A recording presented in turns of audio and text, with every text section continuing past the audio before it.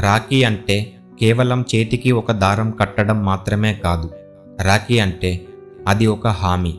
అన్నకు చెల్లి అంటే కేవలం రక్త సంబంధమే కాదు, అది రక్షణ అనే వ్రతం, ప్రేమ అనే ప్రమాణం. కానీ నేటి సమాజంలో ఇంతటి పవిత్ర బంధం కూడా ఒక ఫ్యాషన్ ఫోటోగా మారిపోయింది.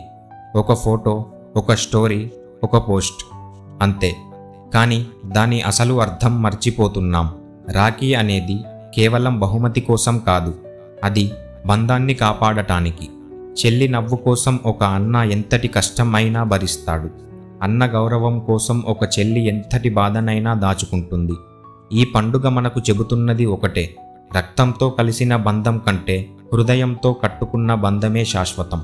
రాఖీ కేవలం చేతికి కట్టే దారం కాదు, అది మనసును కట్టేసే మాట.